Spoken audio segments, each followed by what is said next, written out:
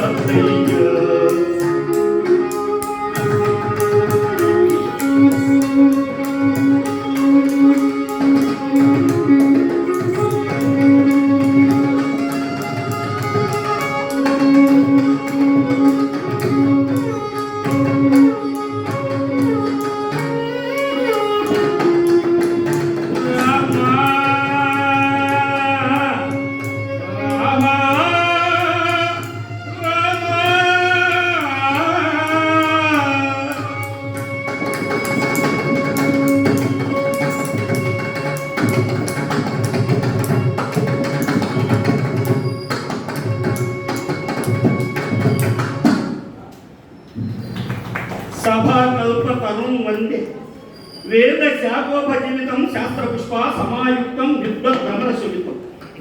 సభా తండ్రి కల్పవృక్షం హరికథ సామ్రాట్ వారు వెలివిసముల కట్టు జురుపాల చుట్టూ నొసుట కుంకుమ ఒట్టు నేను పసిడి కట్టు విద్యలకు పట్టు నడయాలు వెలుపు చెట్టు హరికథ శిల్ప సామ్రాట్ మన ఆది పట్టు సంగీత సాహిత్యములు సాహిత్యూతు త్రాసు ఆదిపట్ల నారాయణదాసు గారు పెట్టిన భిక్షతో ఈరోజు ఎంతో మంది జీవనోపాయంగా భావించి జనాన్ని కప్పించి మునిపించి రావించి రామాయణ భారత భాగవతములు భారతీయుల ఆధ్యాత్మిక ధార్మిక జీవితములకు పునాదులైనటువంటి భగవన్నామాన్ని స్మరిస్తూ ఊరు ఊరు వాడవాడ తిరుగుతూ ఆ యొక్క భగవంతుని సేవకు అతీతమైనటువంటి చేరువలో భగవద్భక్తికి తగుగని గడిలాగా యొక్క హరికథ సాంప్రదాయం సనాతన ధర్మాల్లో ఆలస్యప్రాయమైనటువంటి మన హరికథ.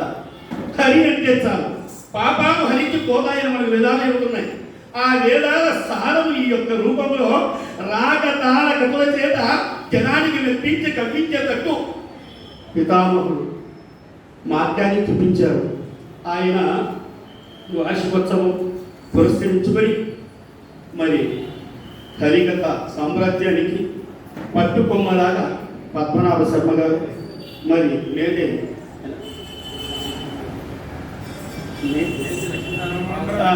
లక్ష్మీనారాయణ భాగవతులు కుమారుడు మనముడు కుటుంబ సభ్యులు ఎక్కడికి వాళ్ళ ఆధ్వర్యంలో ఈరోజు ఈ యొక్క కార్యక్రమములు ఎక్కడెక్కడ ఉన్న కళాకారులను పిలిపించి ఒక వేదిక పైన భగవన్ నామాన్ని స్మరించే మార్గానిగా భగవద్భక్తికి తనుగని కలిగింది. భారతానికి వేద కల్పవృక్షానికి ఆరంభంగా ఈ యొక్క దివ్యమై భవ్యమై సవ్యమై నవ్యమై ఈ యొక్క హరికథా కాలక్షేపంలో నా చిన్న గానం చేసే భాగ్యం కల్పించినటువంటి పెద్దలకు వారి పాదాలకు నమస్కారం తెలియజేసుకుంటూ ఈనాటి కథ జయమని భారతమునందరి కథ భక్త మయూరధ్వజం అన్న కథను గానం చేస్తున్నాను.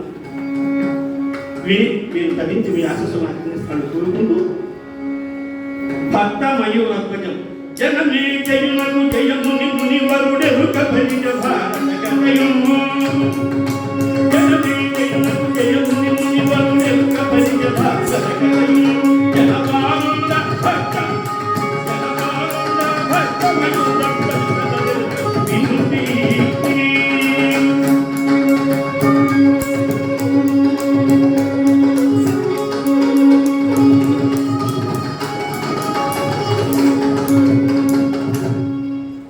కౌరవులకు పాండవులకు మహాకృతాంతములు కూడుకున్నది మాయ జూదం. జరిగిన జూదంలో పాండవులు తమ రాజ్య సర్వస్వమును కౌరవులకు కోల్పోయి వారు విధించిన మేరకు 12 సంవత్సరాల అరణ్యవాసము అజ్ఞాతవాసం జరిగిన పిమ్మట విదు రాయభారము సంజయ రాయభారము తదనంతరం శ్రీకృష్ణ రాయభారముల యుద్ధమే సమసిద్ధమైనది.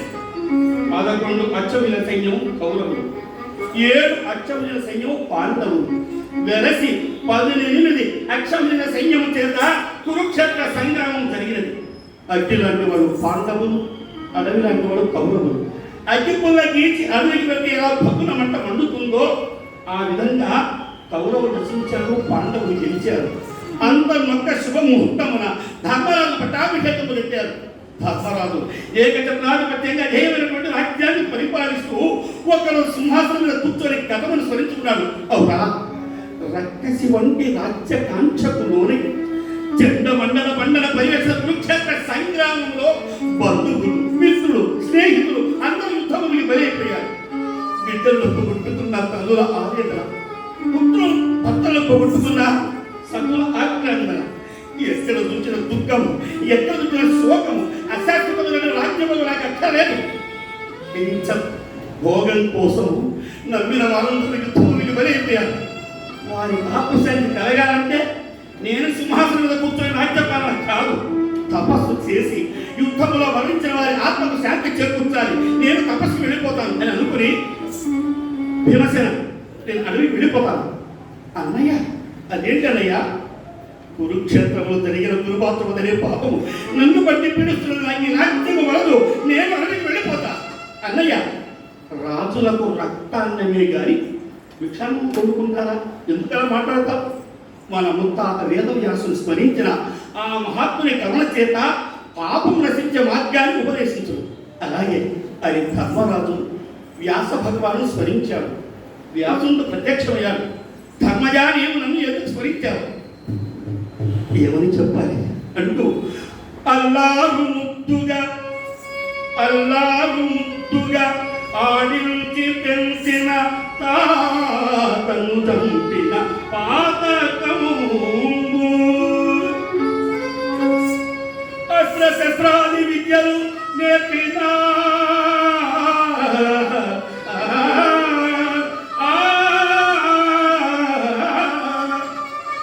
గురువరుని పరమ పూజ్యుని చంపిన పాతకంబు దానకర్ణుడు తన ధర్మంబు తప్పని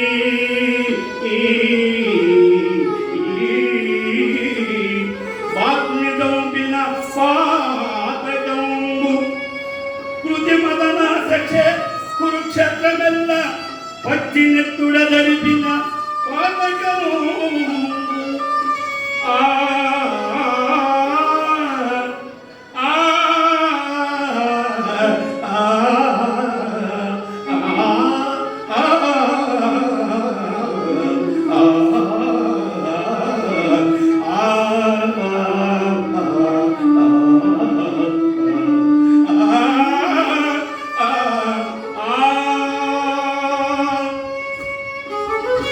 ముద్దుగా ఆడించి పెంచి పెద్ద చేసి మా తండ్రి లేని తీర్చి మమ్మల్ని ఇంతటి వాయిగా చేసిన మా ముత్తాతయ్య భీష్ముడికి ఏ అపకారం చేశాము?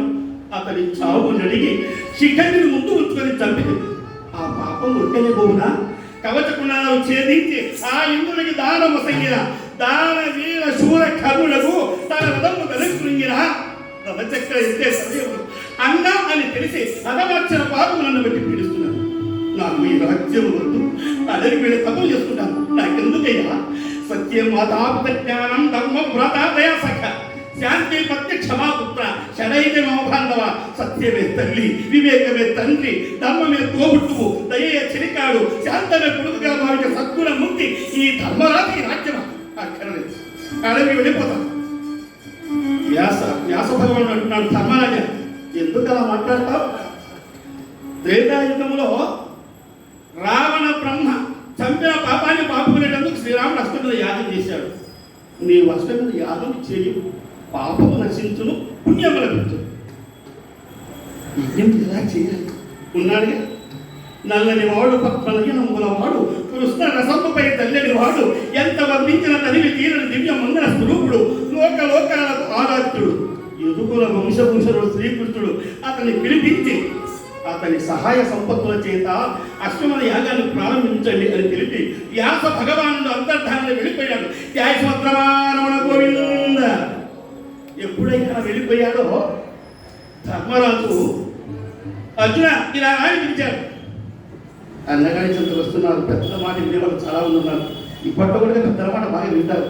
మా పక్కింట్లో కైదరి కొడుకు అల్లారు బుద్ధిగా పెంచాడు. ఒక కొడుకు ఇంటి పెద్దలని అప్పచెప్పాడు. అప్పచెప్పితే వాడు ఏం చేశాడు? తల్లిదండ్రులు సంపాదించిన లక్షలాసంత ఖర్చు పెట్టి పక్కన 5 లక్షలు అప్పు చేశాడు. అప్పు చేసిన వాడు ఎలా ఉన్నాడు? హ్యాపీ కూటు సూటేసుకొని బజార్ వెంట వెళుతున్నాడు. పెద్ద ఆయన ఎదురొచ్చాడు, ఒరే రాము మీ నాన్న చాలా మంచివాడురా, మీ తల్లి గుణవతి, వారి గర్భంలో పుట్టి మీ తల్లిదండ్రి సంపాదించిన లక్షలాసంత ఖర్చు పెట్టి పక్కన 5 లక్షలు అప్పు చేశావే, నీకేమైనా బుద్ధి ఉందన్న పెద్ద ఆయన. ఈ పిల్లవాడు అంటున్నాడు, ఏంటయ్యా నేను నీటిగా తిరుగుతుంటే చూడలేక మాట్లాడుతున్నావా? నీ ఆస్తంగా వెళ్తున్న అప్పం తెలియదు అని నాకు బుద్ధి చెప్పేది అన్నాడు. ఒరే బాబు నేను తప్పు చేశావని నిద్ర వస్తుంది అన్నాడు. నాకు నిద్ర బ్రహ్మాండంగా వస్తుంది, నాకు అప్పించిన వల్ల సచ్చినంత కాదు నిద్ర రాదు. ఎందుకంటే ఇస్తాడు ఎగవేస్తాడు. మా నాన్న అనేవాడు అప్పించిన అప్ప బాంధవుడు, ఇప్పుడు అప్పించిన వాడు కుక్క, తీసుకున్నవాడు చుక్క. అంటే అలా పెద్దల మాట పడచమే కాదు, అన్నగారి మాటను ఎదిరించకుండా అర్జునుడు తమ్ముడు ఇలా అని పిలిచిన వెంటనే వచ్చి అన్నగారికి నమస్కరించాడు. అన్నయ్య ఎందుకు నన్ను పిలిపించావు? తమ్ముడు నేను ద్వారంలోకి వెళ్ళి వాసుదేవుని పిలుచుకున్నాను. ఎందుకు? వ్యాస భగవాన్ అష్టమిద యాగం చేయమని సంకల్పించారు. అందులో కొంత సహాయం కోరి అతన్ని పిలిపించుకోలేమండి అన్న వెంటనే అర్జునుడు అన్నగారి మాటలు శిరసా వహించి ఆ యొక్క అర్జునుడు వాయు వేగ మనోవేగములతో బాలగా సమీపిస్తున్నాడు. ఉదరా మురళీ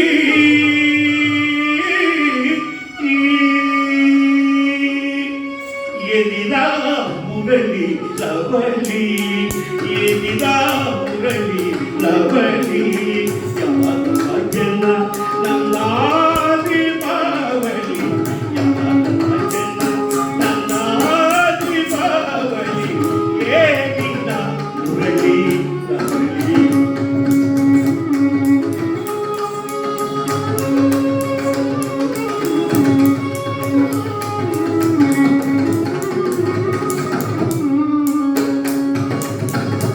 లోకాలన్నీ పులకరించగా లోకాలన్నీ పులకరించగా ఆకాశ వీధిలో విరులు కురియగా ఆకాశ వీధిలో విరులు కురియగా ఓంకార జలది పొంగి పొరలగా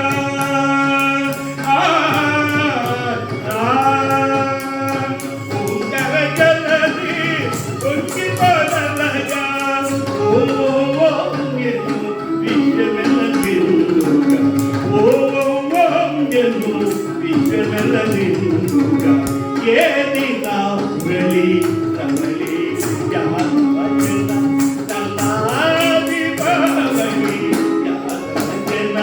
నల్లాది పావలి ఏదిరా మురళి రమళి.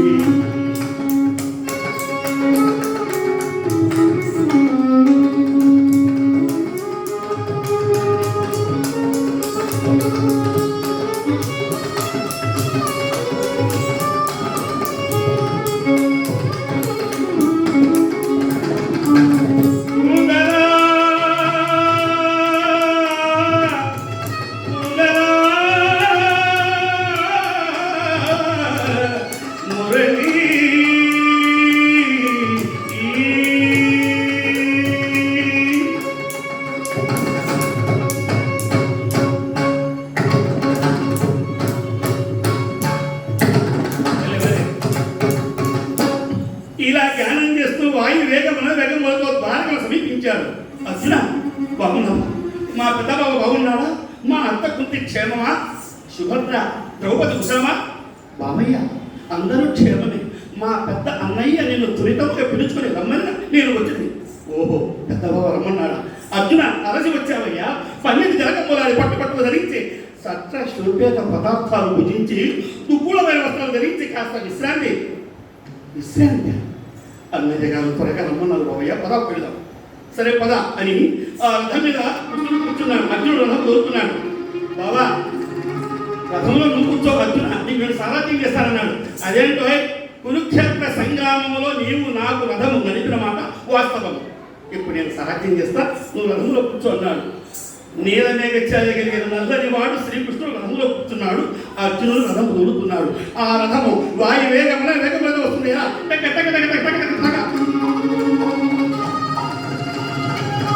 వాయు వేగమైన వేగమైన వస్తుంది. ఆ వచ్చే సమయంలో పల్లెలు అమ్మలతో వచ్చారట పత్త కామాక్షి గారంటే ఆ నీలమేఘ చేయగలిగిన కృష్ణుడు ఎంత బాగున్నాడో ఆ యొక్క నెమరిపించమని ఎవరు ఆడిపోతుంది. అష్ట కంగడాలు సూర్య రశ్మించ దగ్గరగా తెలుస్తుంది. ఎంత అందంగా ఉన్నాడు. నల్లగున్నా వస్తే కామాక్షి మాయాలు కూడా ఉన్నాడు. నల్లగా తుమ్మ ముద్దులాగా ఉందామా చందమా. అదేంటి అలా మాట చాలా బాగున్నాడు. గోవర్ధనగిరి శిఖరము కోటను వీడిన గోపాల గోవర్ధనగిరి శిఖరము కోటను వీడిన గోపాల గోపికమణుల హృదయాలని గోపుకున్న గిరిధర గోపికమణుల హృదయాలని గోపుకున్న గిరిధర నువ్వెది ధర మోహన గోపాల భజింతుము శ్రీహరి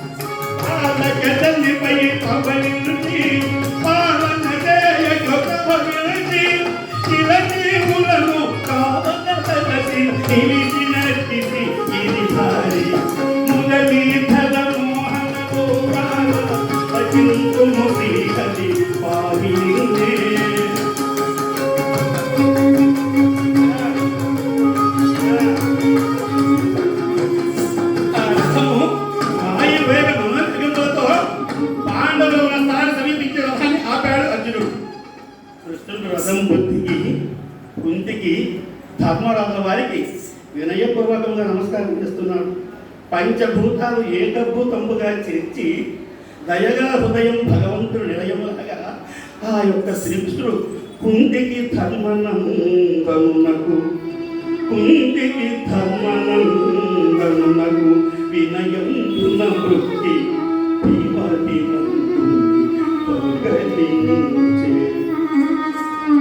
మధ్యమ పాండవ మాతృపుత్రుల సంతత భద్రినాంబుల ప్రసాదన యొక్కట దృష్టి చూచి తానంతయు ప్రీతితో నొక్కుకొని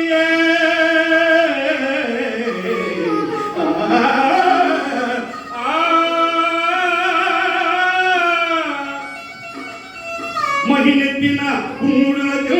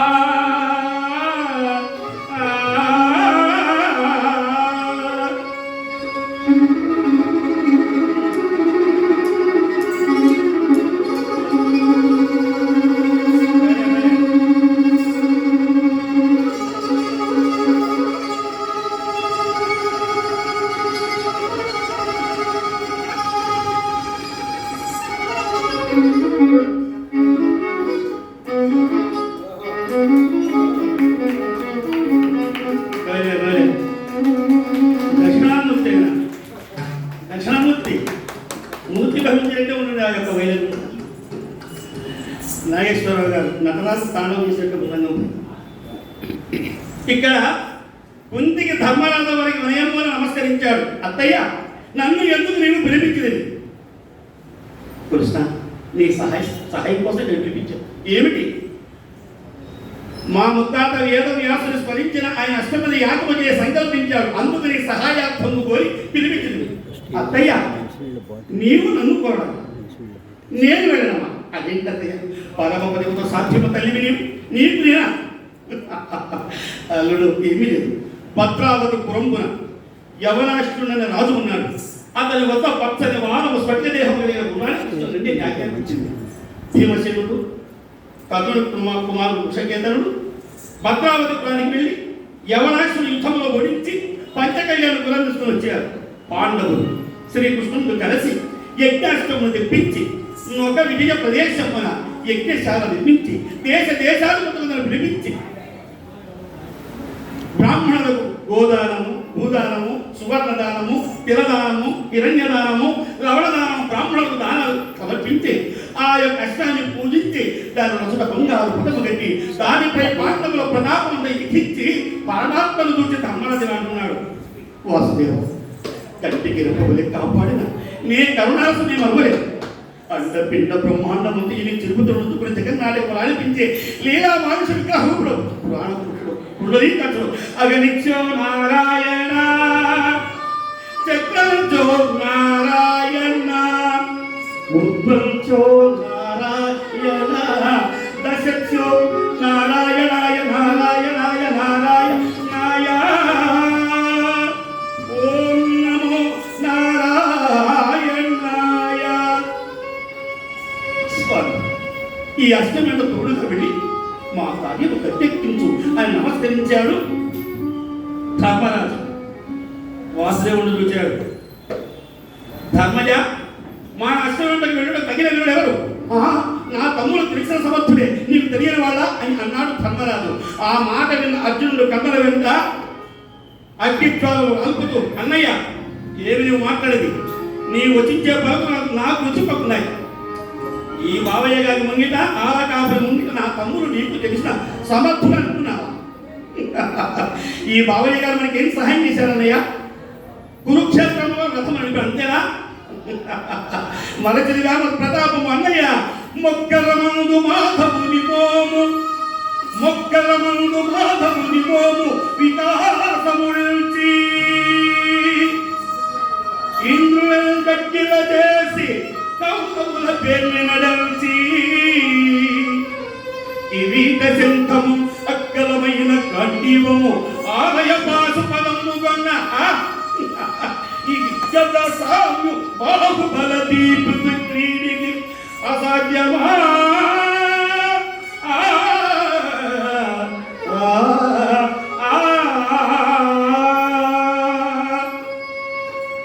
ఏమి సహాయం చేశాడు?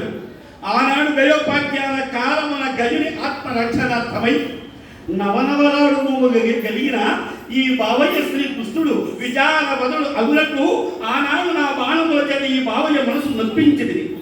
అగ్ని దేవులకు అజీర్ణ రోగం సంభవించిన నాడు కాండవనం దహింపజేయుమన నేను అగ్ని కాండవం దహింపజేసి ఇంద్రాది దేవతలను జయించి భీష్మ, ద్రోణ, కృప, అశ్వత్థామాది మహావీరులను అందరిని ఎదిరించి కాలకేయ నివాత కవచులు రాక్షసులు దేవతలు బాధింపగా ఆ దేవేంద్రుడు నన్ను శరణం కోరాడు.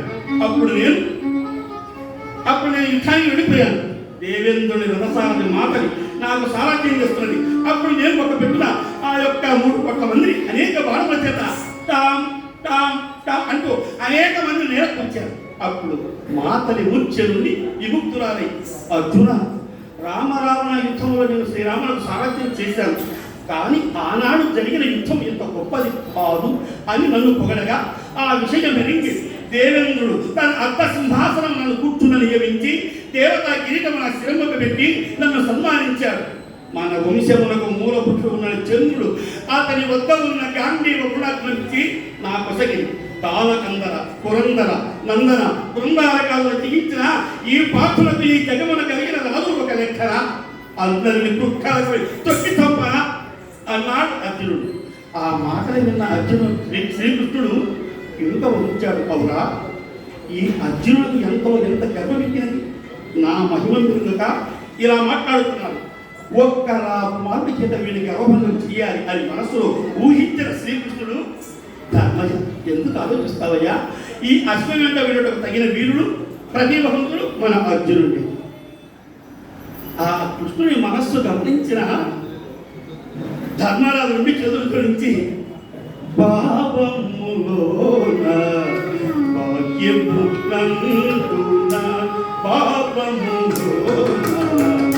భాగ్యము కంటున గోవింద గోవిందాయని కొలువరే మనసా పాపములోన భాగ్యము కంటున.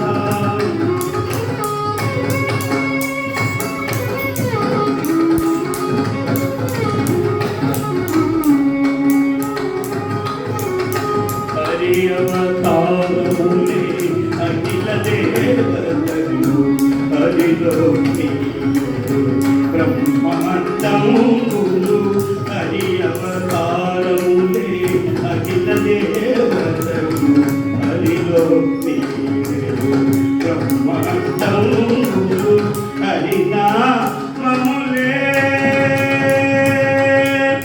హరి హరి హరి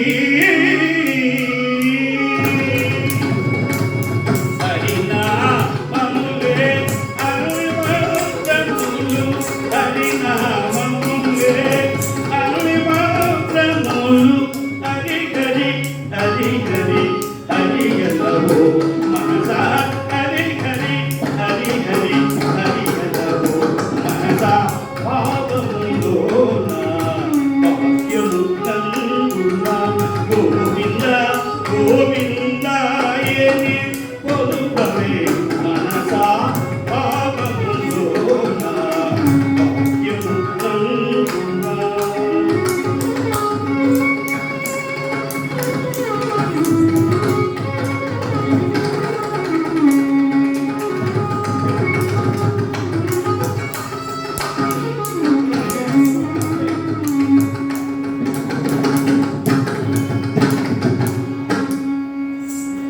రాతిలో ఉన్న కప్పకు రమణి కడుపులో శిష్యుడికి ఆధారభూతులైన సర్వంత్రయాన్ని ఉన్నారు. ఎలాగైనా మా అర్జునులకు తోడుగా వెళ్ళి నా కార్యం కట్టెక్కించు అని నమస్కరించాడు. వాసుదేవుడు చూచాడు అన్న వినయము తమ్ముల దౌర్జన్యము బాగుగా ఉన్నది మనం గమనించి ఇది మంచి సమయం అని ధర్మరాజు గారు ఇచ్చిన గురువు వెంట కృష్ణార్జునుడు ఇలా వెళ్ళిపోతున్నారు. ఎలా వెళ్ళిపోతున్నారు ఆ గురువు? సమన హయము నిన్నుకొని ధరించిరి సౌయ సాచిమ ధములు సమన హయము నిన్నుకొని ధరించిరి సౌయ సాచిమ ధములు కమనక పూర్వల చేతము కనుమన మీద సాక్షులు మాళవ దుర్ధర మధ్య తోళ పాంచాల దేశము నడచి మాళవ దుర్ధర మధ్య తోళ పాంచాల దేశము నడచి నాగ మీద తిరుగుతున్న రత్నపురి గది నడచి.